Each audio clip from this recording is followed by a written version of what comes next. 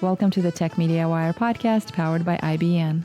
This original audio production delivers market and sector insights, as well as exclusive interviews with innovative executives shaping the future in fast-moving industries, and may feature a client partner of IBN or one of the 60-plus investor-focused brands within IBN's dynamic brand portfolio. As a multifaceted financial news and publishing company, IBN leverages its extensive distribution network, utilizing multiple proprietary corporate communication tools to introduce both public and private companies to a vast and diverse audience of investors, consumers, influencers, journalists, and other targeted segments of the public. IBN may have received compensation to produce this audio content. Please be sure to read IBN's entire disclaimers for full disclosures. Now, sit back, relax, and enjoy the next revelatory episode of IBN's TechMediaWire Podcast.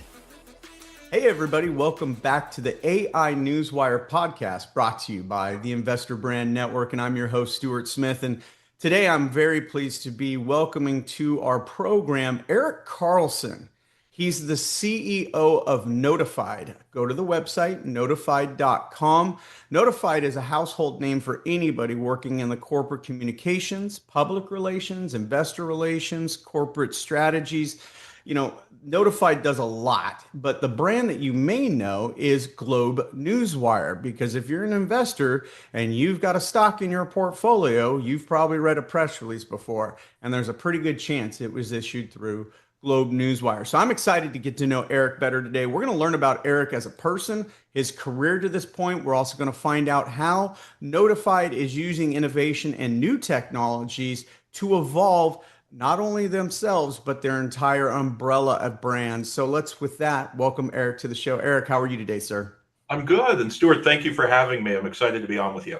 Yeah, absolutely. It's a pleasure to get to meet you as well for the first time and get this opportunity to learn so much more about you. And, you know, in looking at your career to this point, you have held several positions over the past several years at Notified. And before that, the predecessor West. You've been the CFO, the CPO, the COO. You've probably been the janitor at one point, I would assume at this point.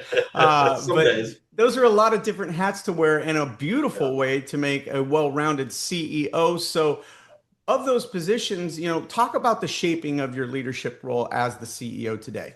And, you know, I'd probably start with the fact that it's been a pretty nonlinear journey for me over, you know, the last, decade plus after graduation. A lot of people don't know this. I started my career in consulting. And I tell everyone, if you want to delay your decision in what you want to go focus on, go into consulting because you can focus on anything. So I did that for, approximately the first 6 or 7 years. I worked at PwC, largely doing M&A. And so I'm really a finance and accounting and strategy guy by background. Most of my time at PwC was spent supporting private equity. So I like to say I grew up around the private equity space. After about 6 or 7 years on the road, Stuart, literally 50 weeks a year traveling. My fun fact for the first 7 years is I was never home on a Tuesday. I decided it was time for me to pack up the suitcase and I wanted to be home more. And so I talked about leaving PwC and pursuing an MBA. And as I had done that, Apollo Private Equity made me an offer to come on board and work directly for one of their subsidiaries that they had just acquired, which was West Corporation, which was historically the parent company. And one of the things that has always guided me career-wise is this concept of saying yes as frequently as I can and running towards chaos. And so in that theme, I was supposed to start leading a strategy and transformation office in, I guess it would be April of 2018. And the day I joined, the head of corporate development quit. And so I got a phone call from the CEO and he said, well, you have an M&A background. Why don't you run corporate development? And so I said, yes. I'm not sure I had a choice. And we did 8 transactions in the span of about 18 months. So super busy. And 4 of those transactions ended up building the nexus of what is Notified today. And so what was really interesting is I saw each of the building blocks kind of along the way that built this house of brands, including the NEWSWIRE brand and some of the legacy Thomson Reuters assets on the IR side that we operate. And as Apollo changed their strategy and West Corporation changed their strategy from what was an operating company to a holdco company, they decided to separate different brands out. Notified became a standalone company, and they rotated me in as CFO or offered me the position of CFO. That's one I actually said no to multiple times because I was so afraid of being pegged as an accountant. I did not want to do accounting. I did not want to be pigeonholed into finance.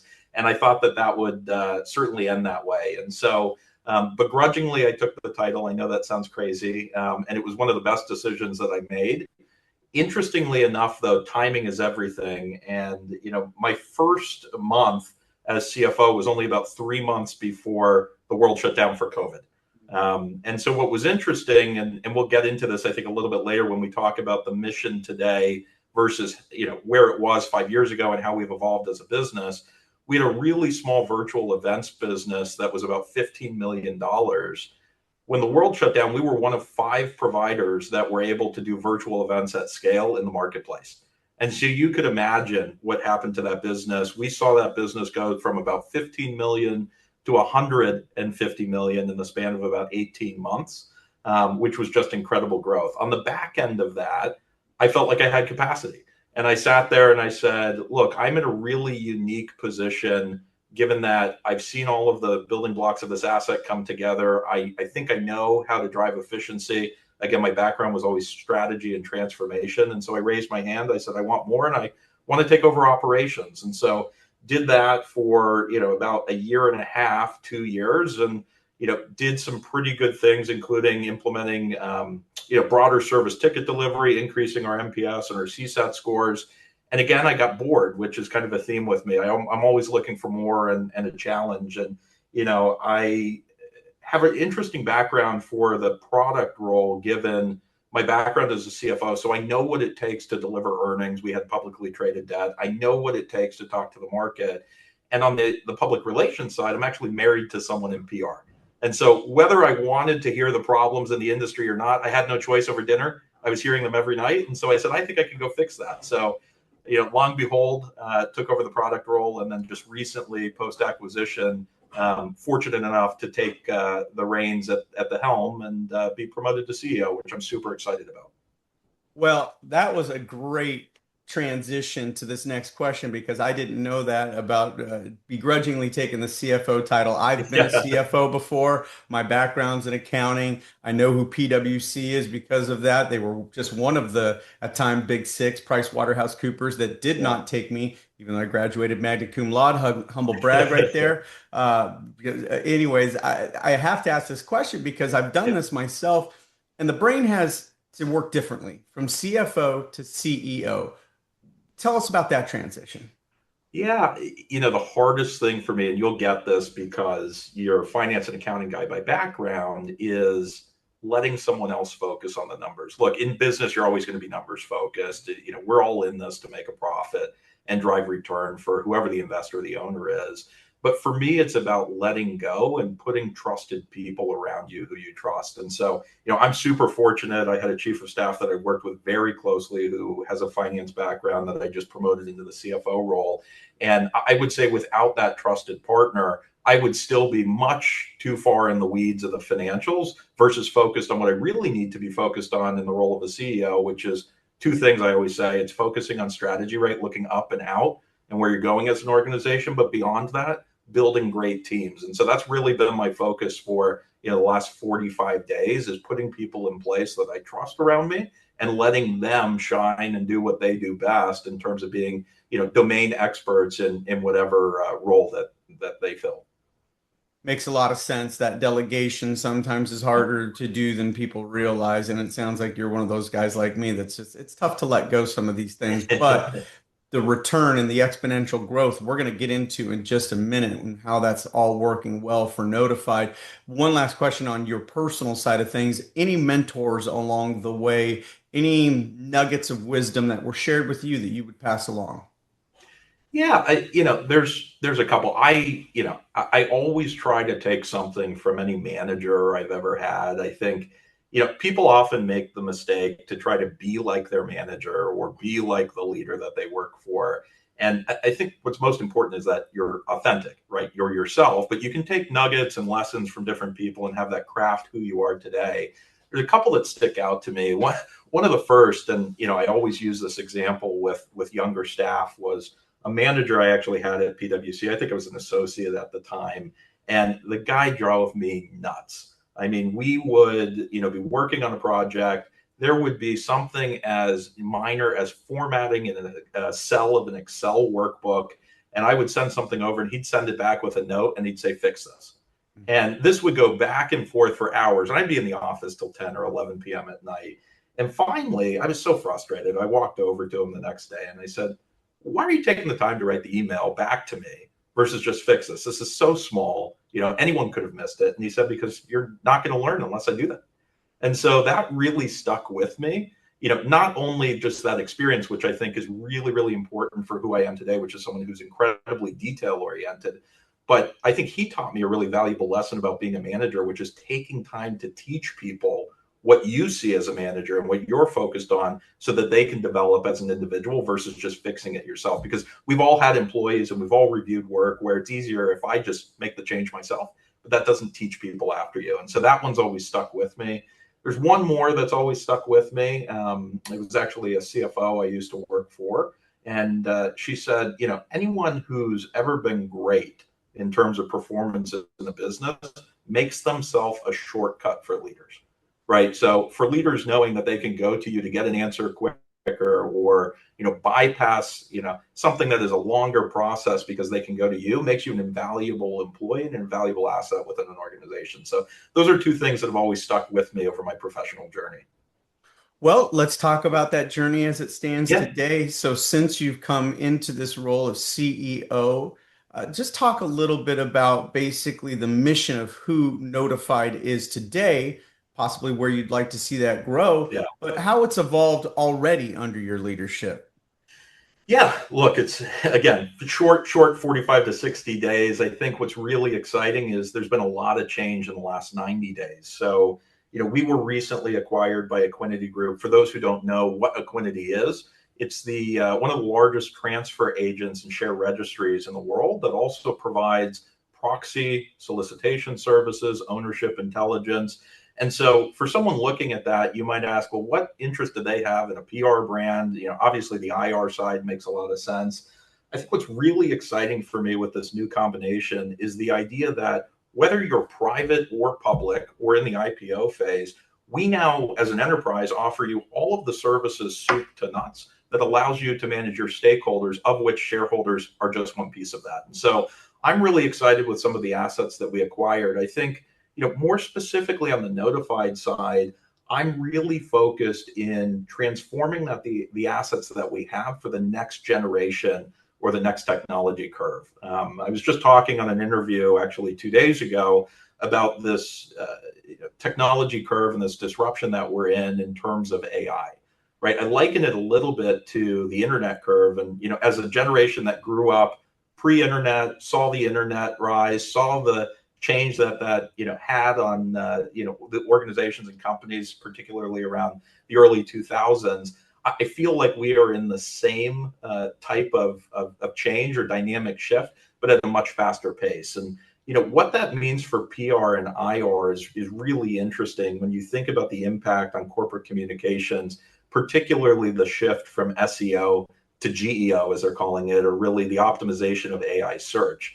It used to be, if we went back a year ago, 80 to 90% of all search was happening traditionally through Google or Bing or other sources. Today, when you look at it, almost 80% of consumers or individuals who are doing an online search are searching with some type of AI summary. 40% of those are directly interacting with an LLM. And so what that means for our obligation as a provider is we have to adapt with the industry. And so that means, if you are sending a press release, really being able to, provide insight back to corporate communications providers on how that press release is actually shaping your narrative through AI.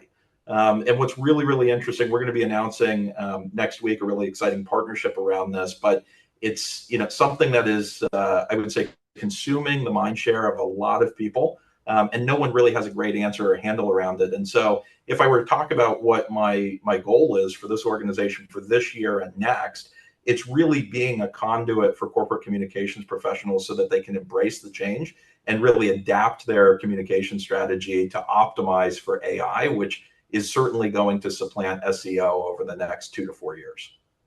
That makes a lot of sense, and it also makes sense why we're doing this under the AI Newswire today. Yeah. And because Investor Brand Network is just that. It's a network of brands, and we've got a lot of them here. So let's talk about this then with Notified, and I think AI is going to be assisting you with this. You serve clients across all industries, and you serve clients of all shape and size. So let's talk a little bit about how your solutions can stay relevant for a small company, a consulting firm of 5 and under, all the way up to a Fortune 50 company. Yeah, I think, a couple things as it relates to the size and scope of the businesses that we support. We support Fortune 10 businesses, and we support mom and pop shops, right? And so it's really a wide array. I think what's allowed us to scale is the flexibility of our platform, but also great partners that operate as resellers or operate in the agency space. I don't, we don't as an organization have the breadth, the scale, or the time to always service small caps. And so that's why we rely on partners like IBN and others to work in that space. I think in addition to that, really when you look at, I'm going to tie this back to AI, the shift to GEO, what's really interesting is it used to be that if you were a larger company, you could land a digital presence or you could land coverage in a leading digital presence. That could be Yahoo Finance, that could be Bloomberg, whatever it is. Today with AEO, it's actually democratizing the communications and the search landscape. And what I mean by that is the way LLMs work today, they're actually scrolling past the first page of Google. It's not about the first 10 blue links anymore. They're actually looking at the top 10 pages. And so if you think about the news outlets that you're reaching, who you're influencing in the long tail of the media, how you're sending press releases out, and particularly your direct and owned channel presence actually has a disproportionate impact relative to some of those banner digital properties that used to be the only way that you would get coverage. And so I think that's really exciting for us, because for me that means that someone who is a 5-person team or a 5-person business has equal opportunity to impact search results as a Fortune 10 brand. Mm-hmm. Yeah, that's huge. That's going to be huge for any company, and I mean I've seen that in action with your company, and I think that's fantastic. So growth opportunities for Notified over the next 2 to 3 years, with the juxtaposition of this kind of, once again, brave new frontier we are on the precipice of with technology pushing that. Where do you see Notify's opportunities for growth in the next 2 to 3 years? Yeah, so I think if I were to break this up into chapters, which I have for my team internally, I think the overarching goal as an organization is to move away from someone who is a reliable communications provider to an irreplaceable insights partner. And there's a couple ways that we do that. I think first, it's bringing innovations to market that make corporate communications professionals more efficient and give them the tools to adapt with the changing and adapting landscape with AI. I think beyond that, I mentioned the Equinity acquisition. We just inherited a great portfolio of capabilities on the IR side. And so in the near term, what I'm really interested in is taking our solutions today, which are integrated from a communication standpoint, and marrying that with ownership intelligence, marrying that with shareholder registry data, so that if you put yourself in the seat of an IRO or a CFO, you've now got a wealth of information that allows you to really hone, craft, and target your messaging in a way that you've never been able to before, and then measure the ROI of that messaging in terms of, is it resonating with the street? Is my financial narrative driving my share price? And are there different things that I should be personalizing to different subsets of my ownership base and my audience? So it's really all about tailoring communication focus. The role of the corporate communicator, whether that's IR or PR, is only going to get tougher. There's going to be more data to synthesize than ever before, more sources to manage. And so we have a role and an obligation as a provider in the space to innovate and provide ways to do that efficiently. And that's really the focus for the next 3 years. Well, let me ask you this, Erik. Can you talk about a recent decision there, that a strategic decision at Notified that you believe will define the company's future? Yeah, I think, there's a lot of providers out in the marketplace that are focused on releasing AI features because they want to release an AI feature that's sexy. And I think, the challenge with that, particularly with corporate communications professionals, is really great product features that leverage AI should be about amplifying the craft, not replacing it. And so I think we've seen people rush to market with generative features. It could be an earnings script editor. It could be, generate an entire press release and don't review it. It could be, media pitches at scale where you're pressing a button and AI agents are basically sending out bulk emails out to journalists. I think that is really insulting, quite frankly, to our buyers, and it's desecration of the craft, right? If we do this the right way, and the decision that we've made in doing this is we should take away the mundane task to focus on the art of the communications, right? And I'm a firm believer that in a world where AI continues to dominate the headlines and continues to be more prolific, the ability to communicate authentically with a personal voice and have that personal narrative actually come through as something that is generated by a human and not a system, it is what will set communicators aside, is what will set companies aside in the next generation. And so I would say the decision that we've made that I'm very proud of is really writing a strategy that is not to replace the corporate communicator, it's to amplify it. Boy, your passion for the toolbox that Notified offers its customers really came through in that response. So kudos to you, and I'm glad we got to ask you that question. So we're talking about innovation and technology now. What rapid advancements in AI and automation? How is Notified going to be then leveraging that with what you just said? Yeah, I mean, I think it goes back to the answer I just gave, which is we're going to be focused on amplifying the story. So I'll give you one example that we recently released that I think is a great example of this. So, it is a lot of work to pitch journalists when you're trying to land a story. And so what we've done is we've allowed you to now upload context about journalists. We've allowed you to upload context about your press release and your brand voice.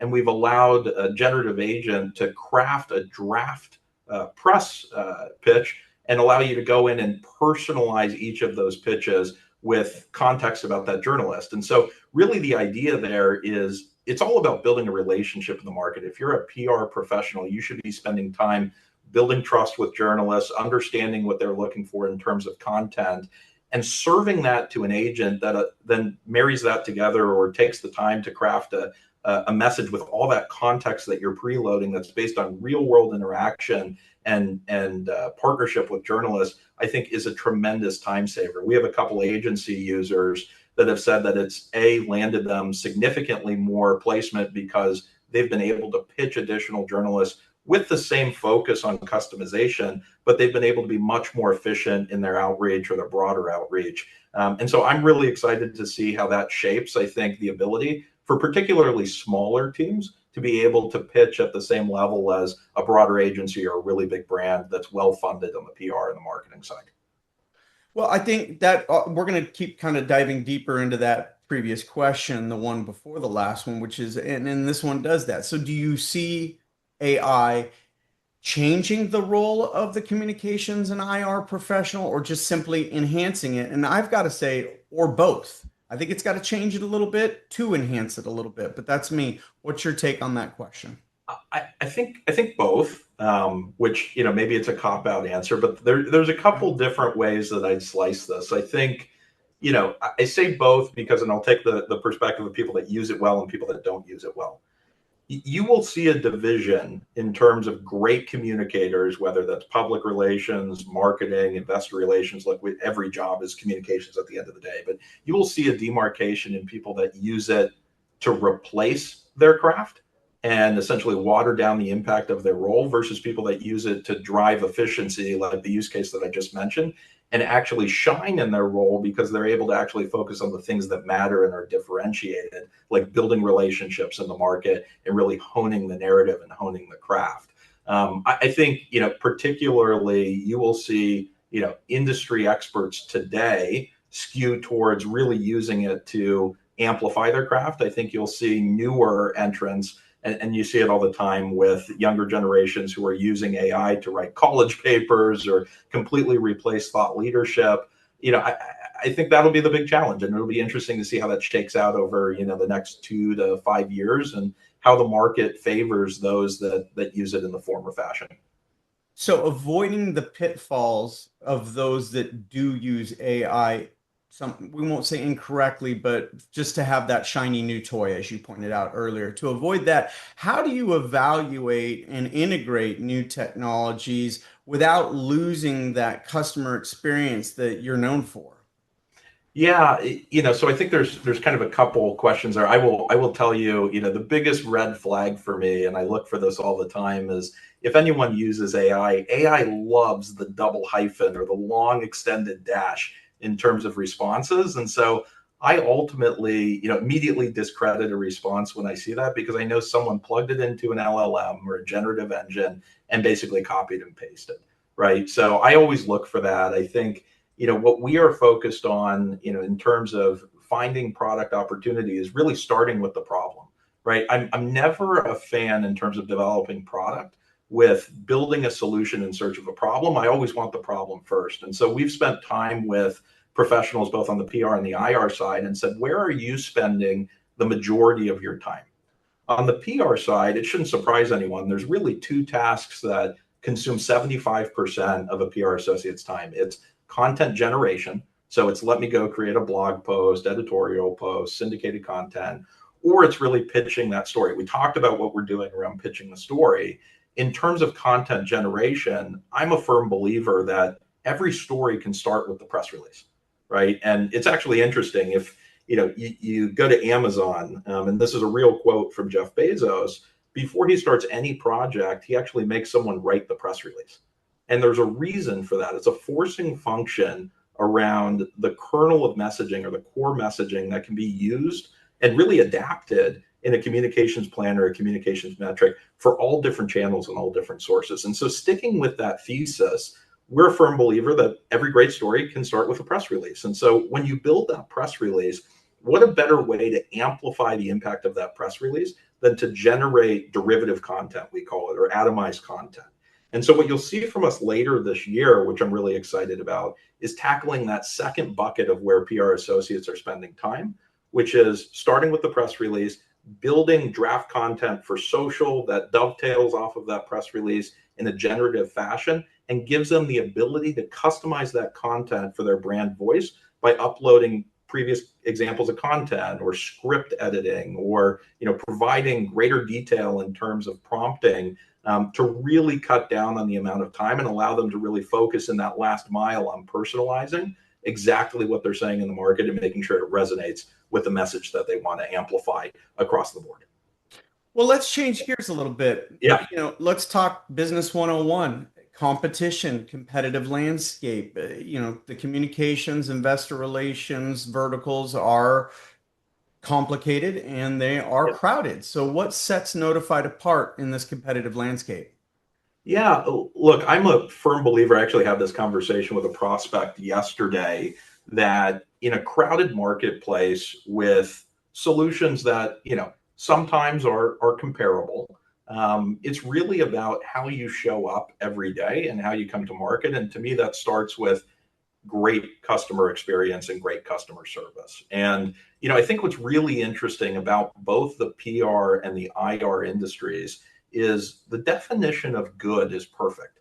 It's one of those industries around communications, when you think about the pressure of a press release or the pressure of an earnings announcement or the pressure of a corporate action, where no one pats you on the back when it happens as planned, but you better bet I'm getting a phone call when it doesn't go as planned. And so, as a technology provider and a service provider in the marketplace, I've really over-indexed on making sure that the level of service and the level of comfort that we're providing our end customer feels like an extension of their brand, feels like an extension of their team. And we're the provider that they don't have to worry about at the end of the day when they're focused on what really matters, which is this really typically exciting event or stressful event that's actually driving the communication that we have the right and obviously the privilege to be able to deliver over our wire or over our streaming service, et cetera. All right, let's talk about what is a client success then. Can you share or tell us how you measure client success and what role you talked about hearing about it if something goes wrong? And boy, 25 years in this industry, I thought that was for every industry, but you're right. You know, no pat on the back when you do it right, but you take all the blame when it goes wrong. I guess I should have stayed in accounting. Anyways, back to this question, a client success, what role does that feedback that you've gotten from clients do in shaping the evolution of your product roadmap? Yeah, it's an interesting question and one that I spend a lot of time thinking about now in the CEO seat. I am a really big fan of voice of customer programs. I think those are important, but I'm actually a bigger fan of voice of prospect or customers that we've lost. So I spend a really long time and a really, really significant portion of my time calling customers that chose not to go with us.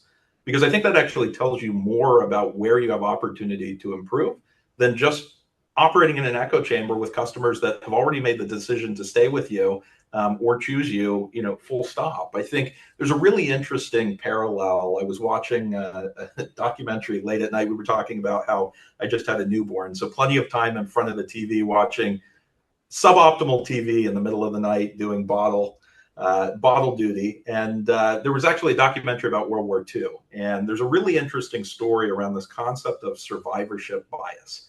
And essentially what was happening during World War II is fighter jets were returning, and the ones that were returning had gunshots sort of all over different parts of the body.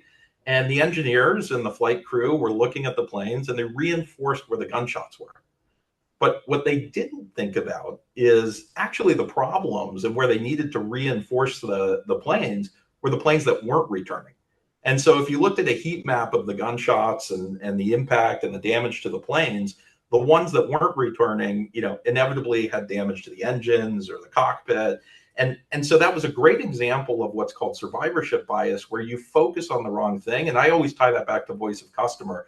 I don't just want to hear from the customers that have chosen to come back to us and are really successful. I want to talk to the ones that we've lost and understand what's really going on and where the opportunity is for us to differentiate ourselves and tell our story better to the marketplace. Well, I love when we can almost render a question moot by your responses throughout the interview prior to the question, but I'm going to ask it anyways. As a CEO, how do you foster a culture of innovation, accountability, and resilience across all your teams within your organization? Yeah, I'll take a slightly different approach to this. So anyone who knows me knows, if nothing else, I'm transparent. And my biggest cultural shift for this organization, what I hope to do is build a culture of transparency without pulling punches. Right? It's not about calling people out or pulling people to the mat or pointing out bad behavior. It's about being honest, because fundamentally believe if you can have an honest, direct dialogue and an intelligent dialogue around risks, issues, and opportunities, the organization as a whole becomes much more efficient in focusing on the things that matter, and you don't hide problems. And so that's always been kind of my mantra, is transparency without pulling punches. And I think it's served me really well in building teams over the last decade.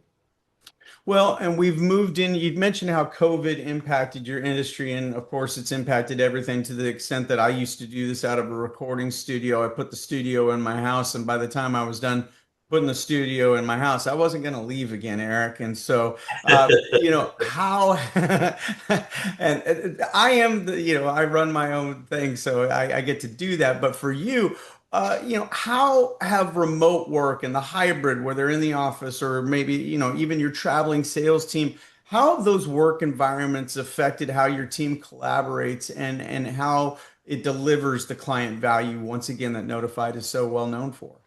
Yeah, I think it's interesting. Like, if I reflect on my journey as an employee, I know I would not be where I am today if I wasn't sitting in a bullpen, with peers, overhearing things. Some of the best lessons I learned, I wasn't directly involved in. I heard someone on a client call, or I joined a meeting and, overheard how someone handled a difficult topic or addressed a difficult client. And, I think that's really the value of being in an office. I think in today's environment, it's tough. Look, you mentioned once you set up your studio, you weren't leaving it. I think it's challenging, right? We all work long hours. it's hard to beat the commute from your bedroom to your home office. Predictable every day. And by the way, you can wear whatever you want on the bottom too, which always helps. But look, I'm a firm believer in presence with purpose, right? And so I want leaders to be in the office with their teams when it matters. I don't want someone coming into an office for sake of punching in and sitting in a cube alone. That's not really collaboration. That's not value add. And so I think what we continue to try to do, and it's challenging because there's been geographic sprawl since COVID, people have moved to further suburbs or changed their lifestyle, is really trying to create those pockets or those areas where teams can come in, feel like they're getting value for being in the office, learn, and in particularly learn cross-functionally, which I think has drawn and driven a lot of value out of our teams and to our teams over the last couple of years that we've had this kind of hybrid approach to return to office. Sounds good. Well, let's take another pivot and let's look at the industry as a whole, Yeah. the macro, if you will. What are some of the most important trends that you're seeing that maybe we're not seeing because we're not immersed in it the way you are in the PR, communications, investor relations? What are the trends that you're tracking? Yeah, I think there's a couple. We talked about the shift from traditional search to AEO, and so we'll skip that one. But there's two others that I'm indexing on. I think, one is the crossover and the interaction between investor relations and PR professionals. Look, honestly, if you had asked me 5 years ago, do IR and PR as businesses belong together, I probably would have honestly told you no.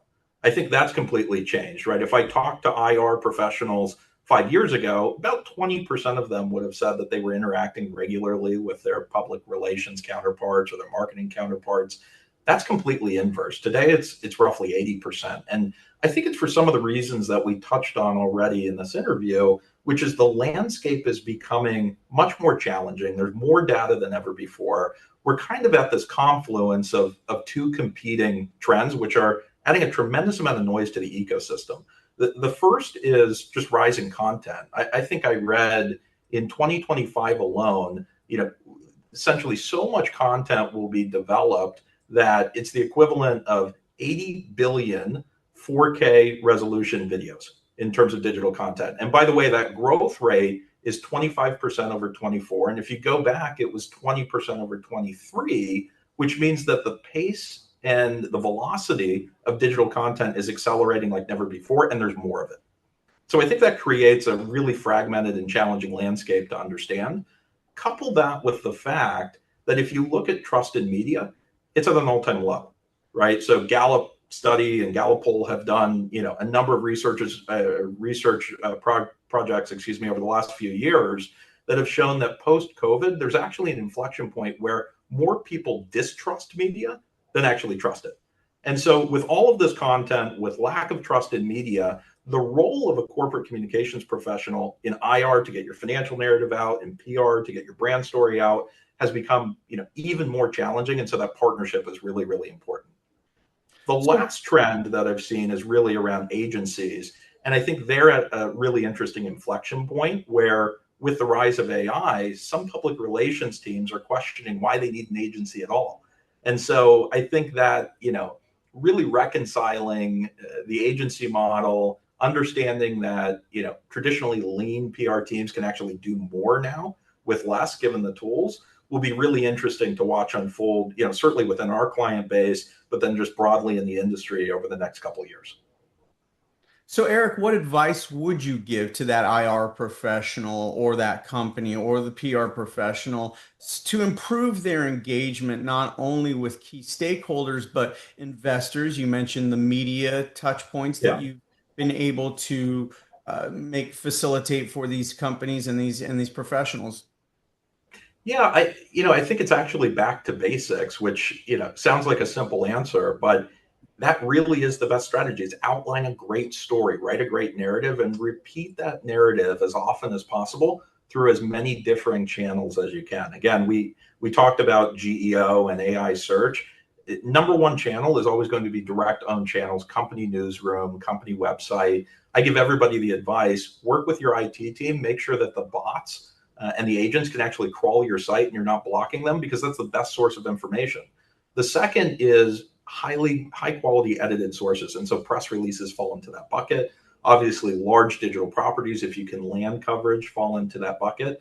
But then there are many other long tail sources that you still have to manage and make sure that you're really controlling the narrative, working with journalists to make sure that you're influencing them. Again, it's not about the first page of Google anymore, or the top 10 blue links. These agents and these bots are going much deeper across the long tail of the internet. And so again, it goes back to coordination around story, really managing your narrative and monitoring where your story and where that impact is coming from. Well, I think I might know that this next question makes it a little more difficult to answer with that newborn baby at home. But what motivates you the most as CEO, and what keeps you energized in this constantly changing industry? Yeah, the good news is it's the same answer for both of those questions. It's the people, right? I come to work every day and I say, look, I am so fortunate to have the opportunity to lead 1,100 people in this organization. It's also a huge responsibility. I go to bed every night and say, I, in some part, am responsible for their ability to provide for their family, to focus on career trajectory and career growth. And so it's a responsibility I take seriously, but I wouldn't be here if it weren't for the people. And, I counsel everybody in terms of why stay at a job, that there's really 3 boxes to think about. It's, do you like the people you work with and for? Do you wake up every day challenged, feeling like you're learning something? And do you feel valued? And, I've told everyone, over the arc of my career, seldom have I had all 3 boxes checked every week, mostly 2. That's why they call it work. If you only have 1 box checked, go find a different job. It's probably not the right place for you. And so, again, I've been fortunate enough where I feel like I have all 3 boxes checked here in this role today. And that's what energizes me and excites me and makes me keep coming in at 6 o'clock in the morning after waking up after very scattered sleep with a newborn that's 4 weeks old. I bet. Well, I've been there, done that. I tell you what, you're tuned in to the AI NEWSWIRE podcast, brought to you by the Investor Brand Network. This is an amazing interview we're conducting today with Erik Carlson, the CEO of Notified. Go to notified.com to learn more about the company. Erik, I want to leave you with this last question. So, and it's kind of a time-tested question in these formats. What piece of advice would you give to your younger self that you now know, with that hindsight being 2020, stepping into a leadership role? So what piece of advice would you give the younger self stepping into the CEO role that you have today? Yeah. So Stuart, first of all, thanks for having me on today's program. Great to talk to you and fun to do this. I think for me, and I counsel people about this all the time, it's okay not to know the answer, and be confident about what you don't know and transparent, right? And I think that goes back to, one of the questions that we talked about in the beginning, which is, how do you gain comfort about getting out of the weeds? Is that you put yourself in a room with people that you trust. It's okay to not be the smartest person in the room. In fact, sometimes I endeavor to be the least smart person in the room because I want to surround myself by people that make me better. And so, I wish I knew that earlier in my career. It's the best trick in terms of being successful, is surround yourself with people you trust and admit what you don't know and rely on others who are subject matter experts in their domain. I love it. Sum it up. Don't be threatened. It's okay not to know the answer to everything. And I always felt like I needed to try to impress and be the smartest person. And at the ripe young age of 55, I think I've learned what you learned at this much younger age that you're at. So kudos to you, Erik. Thanks again for your time today. Wonderful interview. Wonderful speaking with you and meeting you for the first time. Thanks, Stuart. All right, for Erik Carlson, this is Stuart Smith saying thanks so much for tuning in today. The TechMediaWire Podcast is an original content production powered by IBN, a multifaceted financial news and publishing company that delivers next-generation corporate communication solutions. Utilizing proprietary corporate communication tools such as news aggregation and syndication, social communication, and brand awareness techniques, among others, IBN introduces both public and private companies to diverse audiences to enhance reach and recognition. IBN may receive compensation for services and solutions provided to its client partners. You should assume that the owners, officers, and directors of IBN or financial analysts mentioned in this production may hold a position in and may intend to trade the securities in their own accounts. This production is not an offer or recommendation to buy or sell any securities that may be mentioned in this production. The information in this broadcast is presented solely for informative purposes and is not intended to be or should it be construed as investment advice. As in all investments, investment in the featured companies carries inherent investment risk. Listeners should review the companies thoroughly with a registered investment advisor or registered stockbroker. This production by IBN is not purported to be a complete study of the featured company or other companies mentioned. Information used in statements of fact have been obtained from featured companies and other sources but not verified nor guaranteed by IBN as to completeness and accuracy. Such information is subject to change without notice. Please see IBN's full disclaimers and disclosures at www.ibn.fm/disclaimer. Music in this episode is by Infraction. For more, visit inaudio.org.